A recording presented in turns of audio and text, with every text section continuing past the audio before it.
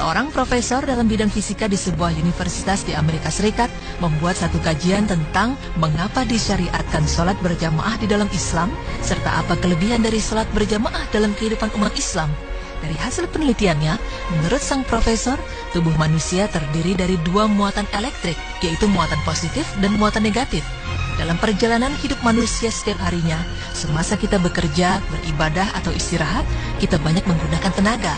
Dan dalam proses ini, berlaku pertukaran muatan-muatan positif dan negatif, yang menyebabkan ketidakseimbangan muatan-muatan tersebut di dalam tubuh kita. Ini menyebabkan kita merasa letih dan lesu apabila kita selesai menjalankan aktivitas-aktivitas harian kita.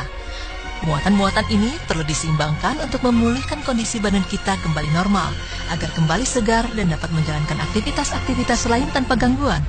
Lalu apa kaitannya dengan salat berjamaah? Terkait dengan salat berjamaah, timbul satu persoalan di benak profesor tersebut. Mengapa dalam Islam disyariatkan untuk salat secara berjamaah? Dan mengapa sholat 5 waktu yang didirikan oleh orang Islam mempunyai bilangan rakaat yang tidak sama? Zuhur 4 rakaat, Asar 4 rakaat, Maghrib 3 rakaat, Isya 4 rakaat, dan Subuh 2 rakaat. Sebagai seorang non-muslim yang mempunyai ilmu yang tinggi dalam bidang fisika, profesor tersebut berpikir untuk menjalankan kajian tentang perkara ini dan mengaitkannya dengan aktivitas-aktivitas harian yang memerlukan pemulihan muatan-muatan positif atau negatif tadi.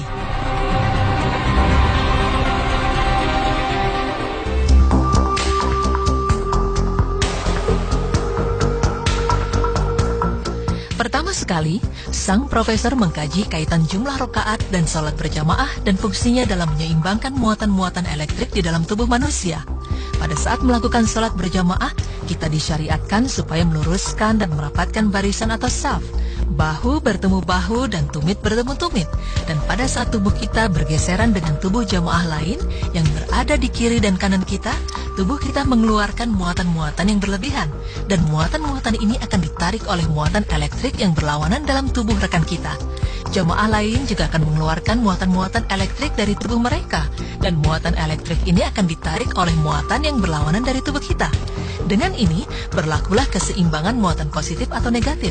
Maka semakin lama pergeseran ini berlangsung, semakin seimbang dan semakin segar tubuh kita.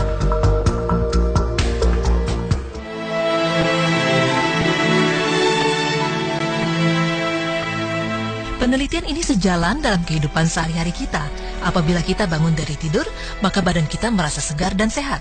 Dalam keadaan ini, tubuh kita mengandung muatan positif atau negatif yang hampir seimbang.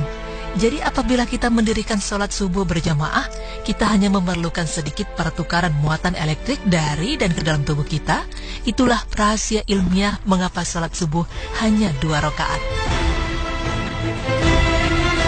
Seterusnya, setelah seharian kita bekerja, membanting tulang atau memerah otak, muatan elektrik ini tidak lagi seimbang dengan kehilangan banyak tenaga dari badan kita. Oleh karena itu, kita memerlukan pertukaran muatan elektrik yang banyak.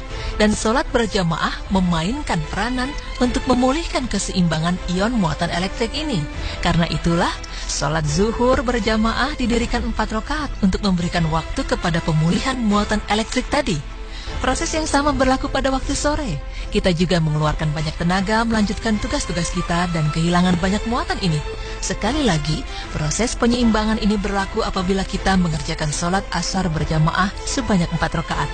Selepas waktu asar, setelah pulang dari kerja, biasanya kita hanya melakukan aktivitas-aktivitas yang tidak terlalu banyak menggunakan tenaga dan waktu yang tidak terlalu lama. Oleh karena itu, tidak terlalu banyak tenaga yang kita keluarkan. Seterusnya kita akan pergi ke masjid untuk menunaikan sholat maghrib berjamaah sebanyak 3 rakaat. Pengurangan dalam rakaat ini berlaku karena kita tidak kehilangan terlalu banyak tenaga dan penyeimbangan muatan elektrik ini berlaku dalam jangka waktu yang agak kurang dari sebelumnya, zuhur dan asar.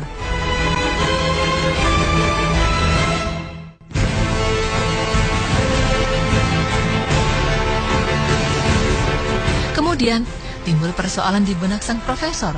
Mengapa sholat isya didirikan 4 rakaat? Karena secara logika kita tidak melakukan banyak aktivitas pada waktu malam dan tidak memerlukan pengumpulan muatan elektrik yang banyak pada saat tidur. Setelah melakukan pengkajian lebih mendalam, profesor menemukan rahasia ilmiah di balik jumlah rakaat ini. Ya, seperti yang kita pahami, Umat Islam sangat dianjurkan supaya tidur pada awal waktu malam dan bangun di sepertiga malam untuk menunaikan sholat-sholat sunnah, terutama sholat sunnah tahajud. Jadi dari fakta ini, profesor tersebut menyimpulkan bahwa sholat Isya berjamaah sebanyak 4 rakaat dapat menyediakan penyeimbangan muatan elektrik dan pengumpulan tenaga yang cukup untuk kita bangun pada waktu sepertiga malam dan menunaikan sholat tahajud. Wallahu a'lam bishawab.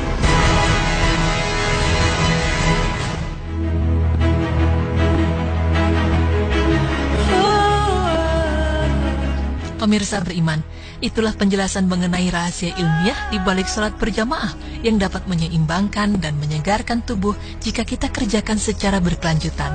Dari penelitian yang ditemukan profesor tadi, dapat kita simpulkan bahwa segala amalan dan perintah Allah sebenarnya mempunyai hikmah yang tersirat untuk kebaikan umat Islam itu sendiri.